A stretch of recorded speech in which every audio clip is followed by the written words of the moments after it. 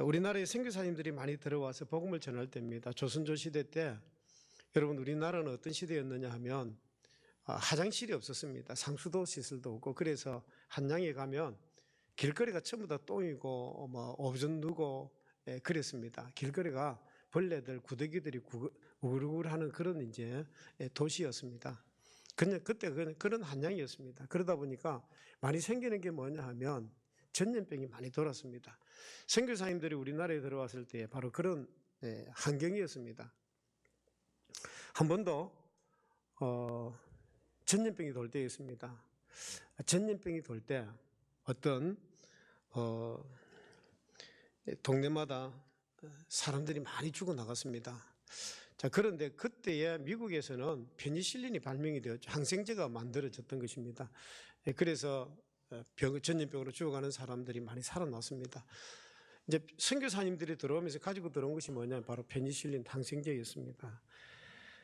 한 가난한 농부가 선교사님을 찾아와서 자기 가정 이야기를 합니다. 자녀도 자기 아내도 지금 전염병에 걸려서 지금 죽게 되었습니다.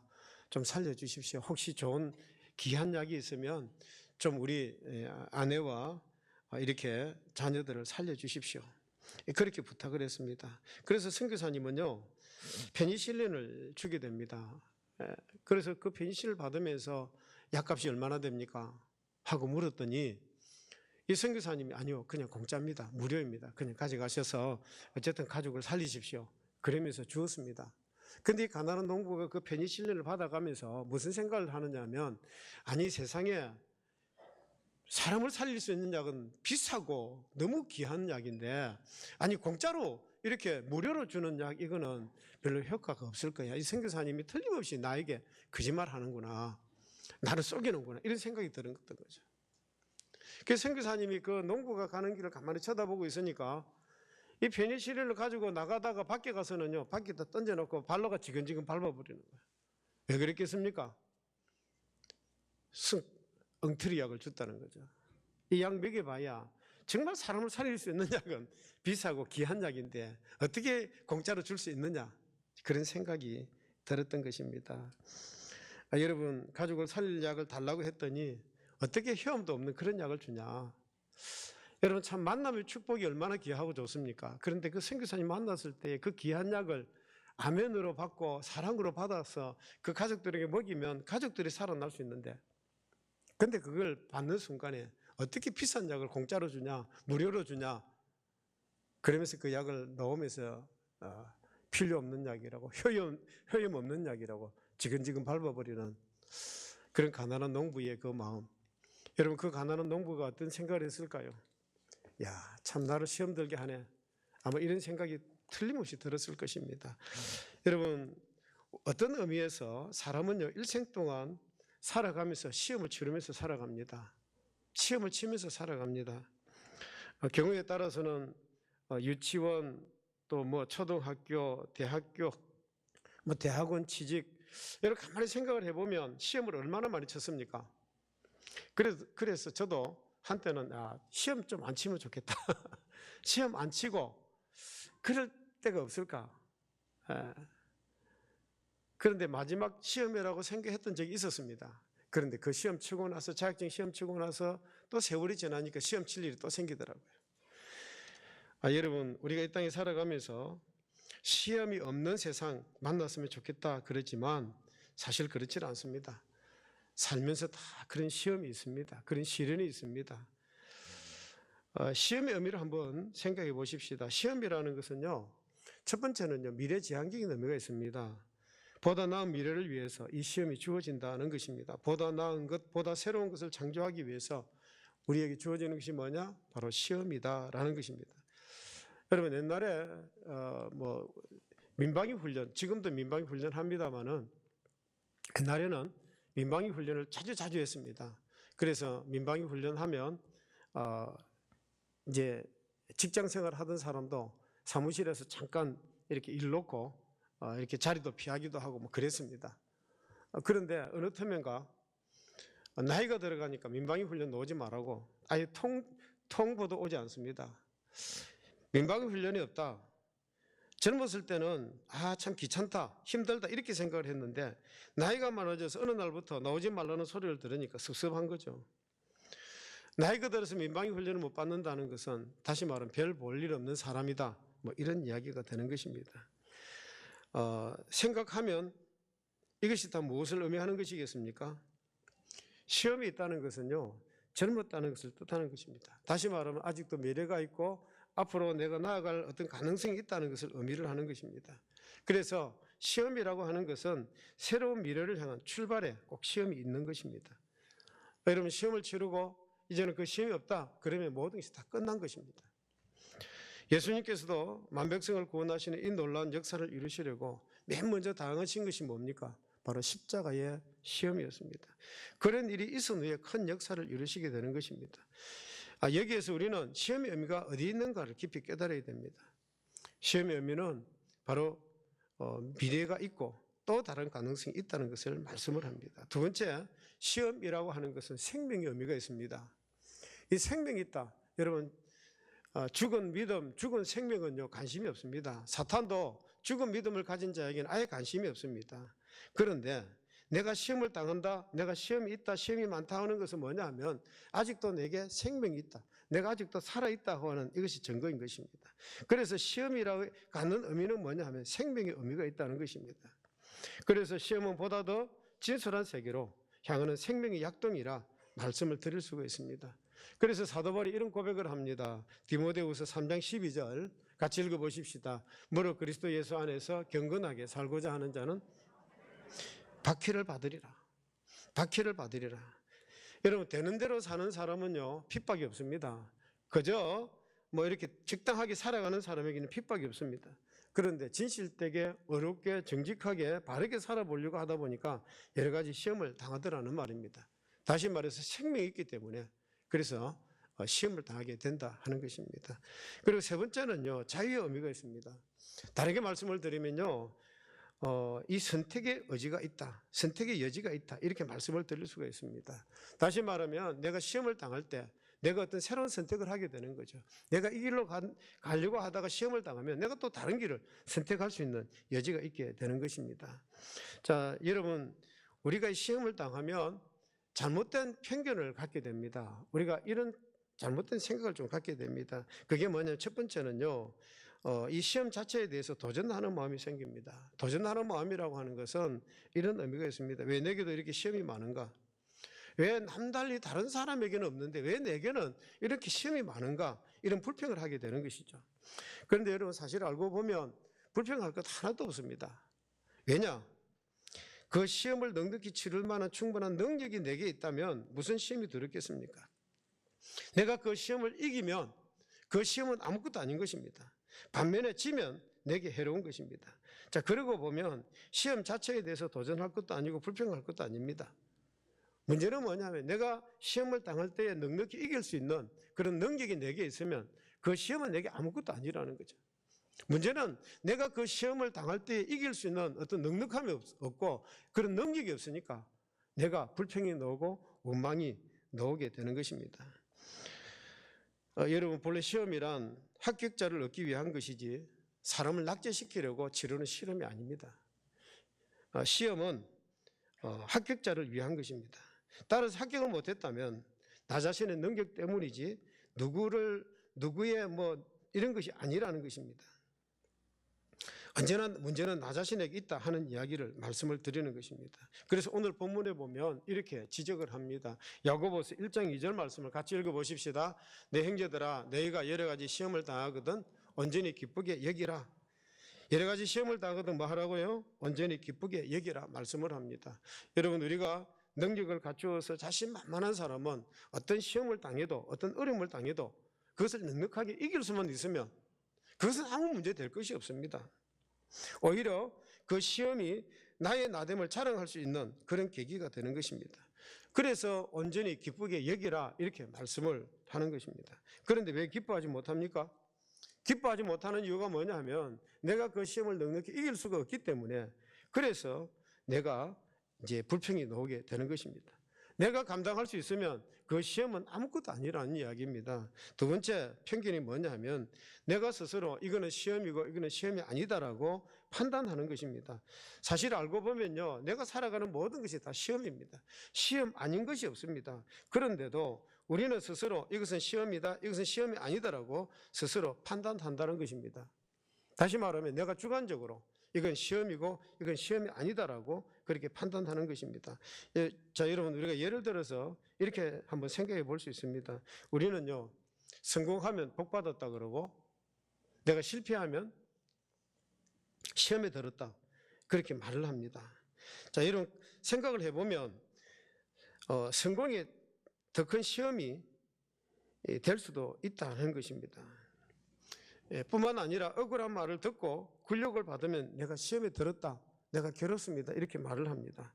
대신에 칭찬을 받으면 무조건 좋아합니다. 그런데 따지고 보면요, 내가 칭찬받는 그것이 오히려 무서운 시험이라는 사실을 아셔야 됩니다. 우리는 건강하면 축복이요, 내가 병들면 시험에 들었다고 말을 합니다. 그런데 알고 보면 내가 건강하기 때문에 죄를 짓는 거죠. 내가 건강하기 때문에 시험에 든 것입니다. 모든 죄가 건강하기 때문에 생기는 것입니다. 그래서 조지 학생은 이렇게 말을 합니다. 마귀도 병들면 착해진다, 이런 말을 하였습니다. 그러니까 어디까지나 건강이 문제라는 거죠. 건강하니까 사람이 뭘 하고 죄를 짓고 건강하니까 시험이 있게 되는 것입니다.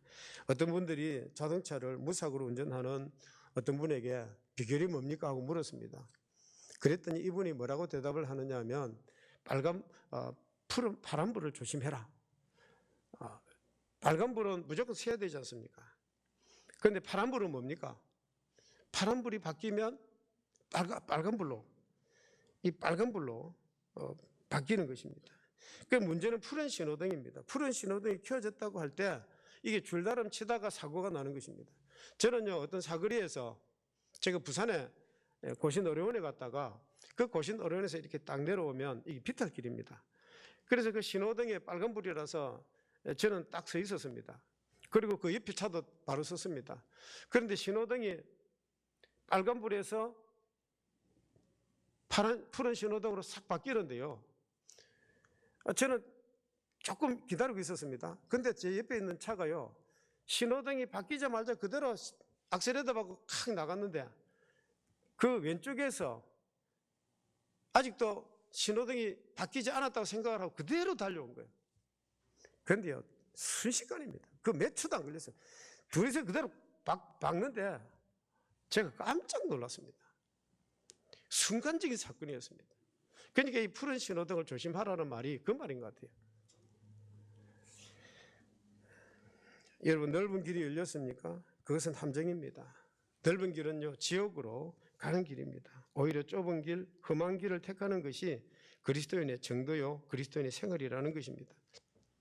길이 앞에 크게 열릴 때 그것이 무슨 시험이라는 것은 바로 그 시간에 깨달아야만 되는 것입니다. 그리고 세 번째, 또 하나의 편견이 뭐냐 하면 우리는 살아가면서 나만 시험 당한다, 이렇게 생각을 합니다. 왜 나에게만 시험이 있을까? 자, 그런데 여러분, 이것은 잘못된 생각입니다. 사람은요, 누구나 다 시험을 당합니다. 어떤 사람은 죄가 많아서 내가 시험을 당하는가 보다, 이렇게 생각하는 사람도 있습니다. 근데 그렇지 않습니다. 의인도 시험을 당하고 심지어 여러분, 악인도 시험 당합니다. 더구나 우리 예수님께서도요, 시험을 당하셨습니다. 결코 나만이 당하는 시험이 아니라는 것입니다. 그래서 여러분, 내가 시험을 당할 때에 고독해하지 마시고 외로워하지 마시고 왜 나만 시험을 당하느냐, 이렇게 생각하지 마시라는 것입니다. 여러분, 모든 사람이 모양은 다소 다른 것 같아도 하나같이 시험을 당하고 있습니다. 우리 인간은요, 내가 어디에서 무엇을 하든지 내가 어떤 곳에서 어떻게 살아가든지 간에 항상 뭐가 있느냐? 시험이 있습니다. 따라서 우리는 시험의 보편성을 생각하면서 절대로 고독해할 필요가 없습니다. 오늘 본문 말씀은 예루살렘 교회 감독으로 30년 동안 있었던 야고보 사도가 이 야고보 사도가 편지를 쓰면서 인사 말씀을 하고 바로 이 시험의 문제를 이렇게 다루고 있습니다. 왜 이 시험의 문제를 다루느냐 하면 이 시험의 문제가 중요하기 때문에 그렇습니다. 그 당시에 그 믿는 분들이 정말 여러 가지 어려움과 고난과 시험이 많았습니다. 그래서 그 시험을 이기도록 하기 위해서 야고보 사도가 우리에게 이렇게 말씀을 합니다. 자, 야고보 사도가 하는 말을 한번 보십시다. 첫 번째는 뭐냐 하면 시험을 당하는 의미를 알라는 것입니다. 시험의 뜻을 알되 이 시험은요 뭐냐 하면 신학적 의미를 알라는 것입니다. 신학적 의미를 알라는 말은 뭐냐 하면 그 사건이 누구 손에 있느냐 그 의미를 알라는 것입니다. 그 사건 안에 누가 있느냐는 거죠. 여러분 하나님의 손에 의해서 하나님의 경륜에 의해서 이 사건이 진행되고 이루어지고 있다는 사실을 확실히 신앙 고백 위에서 시험을 이겨야 한다는 말입니다. 여러분 사람은 살아가면서요 우연의 일치를 이야기합니다. 내가 저 사람 우연히 만났다 이런 이야기를 정말 많이 합니다. 그러나 하나님의 경륜에는 하나님의 섭리에는 우연이라는 것이 없습니다. 하나님의 경륜과 하나님의 섭리에는 필연만이 있는 것입니다. 그런 거로 하나님의 특별한 사랑의 계시가 이 시험 속에 다 나타나 있다고 확실하는 마음을 가지고 시험을 임하셔야 된다는 것입니다. 저는 어릴 때에 아버지에게 종종 매를 맞았습니다. 왜냐하면 아버지 무슨 심부름 시키면 시럭하고 저리로 도망가고 아버지 말을 잘 안 들었어요. 그러니까 아버지가 야 이놈 이리 와 하고 매를 들고 한 번씩 때렸습니다. 그런데 매를 맞을 때는 불평이 많았습니다. 그런데 지금 와서 생각을 해보면 그 매가 사랑의 매라는 생각이 드는 거예요.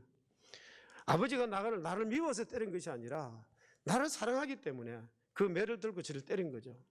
그러니까 한 번씩 요즘도 내가 이렇게 했을 때 아버지가 좀 때려주면 좋겠다 이런 생각이 들 때도 있는 것입니다. 사랑의 표현일 뿐이라는 것입니다. 하나의 예배도 있을 수가 없습니다. 따라서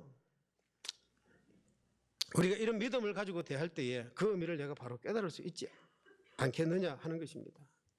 여러분 시험의 의미는 뭐냐면 첫 번째는 하나님의 사랑입니다. 두 번째는요 하나님은 개별적으로 개인적으로 우리를 사랑하시고 그 사랑을 나타내십니다. 하나님이 우리를 가르치시는 교과서가 있습니다. 그게 뭐냐? 그게 바로 시험입니다. 시험이라고 하는 교과서를 통해서 그 교과 과정이 여러 가지 모양의 시험으로 나타납니다. 그런데 그 교과 과정으로 나타나는 것이 그것이 어떤 때는 말씀일 수도 있고 또 어떤 때는 좀 이렇게 귀에 들려오는 어떤 감동일 수도 있습니다. 우리는 살아가면서 믿음 생활하면서 좀 하나님께서 나에게 직접 음성을 좀 들려주시면 좋겠다 뭐 이런 생각도 하기도 합니다. 하나님께서 좀 환상 속에서 내게 뭔가를 확실하게 뭔가를 좀 보여주면 내가 좀 그렇게 살겠다 그렇게 여러분 생각할 때도 있습니다. 자 그렇지만 그렇게만 계시하시는 하나님이 아니시라는 것입니다. 하나님은 구체적인 사건 속에서 우리를 훈련하시고 우리를 다듬어 가시는 하나님이십니다. 예를 들면 그렇습니다. 사건을 통해서 때로는 깨닫게 하시죠. 시련을 통해서 깨닫게 하십니다. 알게 하시고 행하게 하시고 우리를 그렇게 붙들어 가시는 것입니다. 시험을 통해서 모르는 것을 알게 하십니다. 시험을 통해서요 어리석은 자를 지혜롭게 하십니다. 믿지 않는 자를 믿게 하시는 하나님이십니다. 그 시험을 통해서 끊지 못하는 것을 끊게 하시는 하나님이십니다. 어떤 때는 내가 행하지 못했는데 그런데 그 시험을 통해서 또 하게 하시는 하나님이십니다. 어떤 때는요 내가 마음속에 미워하는 마음이 있는데 그 사건을 통해서 그 사람을 사랑하지 않으면 안 될 정도로 나를 만들 때도 있는 거죠. 어떤 때는 참 교만한 마음이 내 속에 들었는데 그 시험을 통해서 나에게 겸손한 그런 마음을 주실 때도 있는 것입니다. 어떤 때는 시험을 통해서 넘어진 자를 일으키시고 약한 자를 강하게 하시고 그 하나님이 그 교과 과정은 다 다를지라도 우리를 그렇게 만들어 가시는 거죠. 쓸모없는 자를 쓸모 있는 자로 그렇게 다듬어 가시는 것이 바로 시험이라는 것입니다. 이 많은 시험 속에서 하나님은 구체적으로 역사하시고 그리고 우리들을 교육하시는 겁니다. 그래서 내가 당한 이 사건, 이 시련은 하나님의 교과 과정임을 꼭 기억하시기를 바랍니다. 그래서 사도 바울이 몸에 육체의 가시 사단의 사자로 인해서 많은 괴로움을 당하다가 주의 음성을 듣게 됩니다. 고린도후서 12장 9절 말씀입니다. 같이 한번 읽어보십시다. 나에게 이르시기를 내 은혜가 내게 족하도다. 이는 내 능력이 약한 데서 온전하여짐이라 하신지라. 그러므로 도리어 크게 기뻐함으로 나의 여러 약한 것들에 대하여 자랑하리니 이는 그리스도의 능력이 내게 머물게 하려 함이라. 나에게 이르시기를 내 은혜가 내게 족하도다. 여러분, 이 얼마나 귀한 말씀입니까? 듣고 들어도 귀한 말씀입니다. 이미 내게 있는 내 은혜가 족하다는 이 말씀을 사도 바울은 믿음으로 받아들입니다. 지금 사도 바울이 어떤 형편이라고요? 육체의 가시가 있습니다. 사단의 사자가 있습니다. 육체의 고통으로, 질병으로 해서 고통을 겪고 있습니다. 그런데 내 은혜가 내게 족하다, 그 말씀을 믿음으로 받아들이는 것입니다. 내가 당하는 고난 속에 이것이 바로 은혜인 줄로 믿는 거죠. 그대로 받아들이는 것입니다. 그러면서 사도 바울이 하는 고백이 내가 약할 그때의 강함이라. 고린도후서 12장 10절 말씀입니다. 같이 읽어보십시다. 그러므로 내가 그리스도를 위하여 약한 것들과 능력과 궁핍과 박해와 공고를 기뻐하노니 이는 내가 약할 그때의 강함이라. 내가 필요한 은혜, 구체적으로 필요한 은혜가 바로 그 시험 속에 계시가 되고 있는 것입니다. 세 번째로요, 시험에는 하나님께서 시험을 통해서 우리를 키우시고자 하는 의도가 있습니다. 우리를 뭐 하는 의도가 있다고요? 우리를 키우시고자 하는 의도가 있습니다. 그러니까 그 시험을 통해서 우리를 깨닫게 하시고 그 시험을 통해서 믿음의 시련을 우리에게 주시는 것입니다. 그 시험을 통해서 우리의 거짓된 믿음을 참 믿음으로 이렇게 바꾸어 가시는 거죠. 우리의 어떤 헛된 세상, 세속적인 그런 것에 매여 있는 사람을 신령한 것에 관심을 돌리도록 방향을 전환시키고 궤도를 수정시키시는 것입니다. 우리는 살아가면서 눈에 보이는 순간적이고 찰나적인 것에 우리의 관심이 많습니다. 그런데 우리의 눈을요, 영원한 가치, 영원한 것에, 영원한 세계로 생각하도록 그 방향을 바꾸는 것이 뭐냐 하면 시험이요, 믿음의 시련이라는 것입니다. 어느 중학교에서 시험을 보는 중인데 감독하는 선생님이 가만히 보니까 어떤 학생, 공부를 잘하는 학생이 시험지를 계속 써내려가다가 어느 틈에 그대로 수습하고 있는 것입니다. 저는 뭐 하지 싶어서 열심히 쳐다보니까 이 생각이 안 나가지고 한참을 머뭇거리고 있습니다. 그러니까 옆에 있는 친구가 그것을 알고는요, 찝찝거리면서 시험지를, 답안지를 보여줍니다. 그런데 이 친구가 고개를 돌리면서 안 봅니다. 그런데 이 친구가 옆에서 또 찝찝거리면서 보고 쓰라고 또 가르쳐 줍니다. 한참을 그러다가 결국은 이 친구가 보고 그걸 써 내려가는 겁니다. 이제 시간이 되어서 학생들이 나가면서 시험지를 다 선생님 앞에 내고 갑니다. 그런데 이 학생 꼼짝도 안 하고 그냥 있는 거예요. 다 나가고 난 다음에 이 학생이 나와서 선생님께 시험지를 주면서 선생님, 저 컨닝 했거든요. 0점 주세요. 그렇게 말을 하는 겁니다. 그래서 선생님이요, 그 말을 듣는 순간에 이 아이를 꼭 안으면서 내가 그것을 보고 쓰지 않으려고 얼마나 애썼는지 내가 봤다. 너는 이미 승리했다. 괜찮다. 그러면서 그 학생을 격려를 했다는 것입니다. 여러분, 합격하고 못하고의 문제가 아닙니다. 출세하고 못하고의 문제가 아닙니다. 얼마나 진실했느냐, 여러분, 그것을 보고 있는 것입니다. 돈 몇 푼 벌었다고 성공한 것으로 우리는 알고 있습니다. 그런데 그것이 아니라 얼마나 선하게 돈을 벌었느냐, 이게 중요한 것 아닙니까? 다시 한번 우리는 시험의 의미를 알아야만 되겠습니다. 그리고 하나님께서 이 시험을 통해서 나를 어떻게 하시고자 하는지 그 방향을 우리가 알아야 될 것입니다. 네 번째, 시험은요, 유익하게 하는 것이라 생각을 하라는 말씀입니다. 시험은요, 우리를 유익하게 합니다. 겸손하게 하고 온유하게 합니다. 해마다 대학 입시를 앞둔 학생들을 보면 얼굴이 노랗게 뜹니다. 학생들이 공부하느라고 정신이 없습니다. 정말 밖에서 뛰어놀고 즐겁게 그렇게 놀아야 될 학생들이 초죽음이 되어 있는 것을 보면 가엾고 불쌍합니다. 어쨌든 수능시험과 대입시험 때가 되면 학생들이 그렇게 온유해지고 겸손해집니다. 또 부모들도 마찬가지입니다. 그때가 되면 하나님 앞에 나와서 더 기도도 열심히 하고 또 만나는 사람마다 기도 좀 해주세요 하고 부탁도 합니다. 이때가 되면 사람들이 다 온유해지고 겸손해집니다. 하나님을 더 의지하고 열심히 기도합니다. 항상 이런 마음으로 평생을 살아가면 얼마나 좋겠습니까? 그런데 그렇지 않더라는 거죠. 우리는 깊이 생각해야 됩니다. 시험은 사람을 겸손하게 하고 온유하게 하고 기도하게 하고 하나님을 의지하게 하는 것입니다. 인내하게 하는 것입니다. 우리 야고보서 1장 4절 말씀, 야고보서 1장 4절입니다. 같이 읽으십시다. 인내를 온전히 이루라. 이는 너희를 온전하고 구비하여 조금 더 부족함이 없게 하려 함이라. 여러분, 이 본문의 말씀이 뭐라고 합니까? 인내를 온전히 이루라. 이는 너희를 온전하고 구비하여 이렇게 말씀을 합니다. 여기 온전이라고 하는 말은요, 완전한 성숙을 의미하는 것입니다. 그러니까 하나님은 시험을 통해서 우리를 어떻게 하느냐? 성숙한 사람으로 만들어가는 거죠. 우리의 인격이 성숙한 자로, 우리의 신앙이 자라게 하는 것입니다. 뭘 통해서? 시험을 통해서 우리의 신앙이 성숙해지고 우리의 인격이 자라나도록 만들어가는 것이 바로 시험이라는 말씀입니다. 여러분, 이걸 꼭 기억하십시오. 실패를 경험하지 못한 사람처럼 나약한 사람이 없습니다.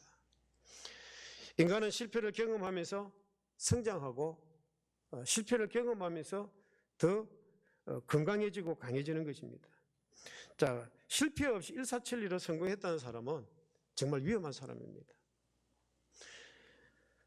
그런 사람은요, 무서운 사람입니다. 믿고 가까이 할 만한 사람이 못 되는 것입니다.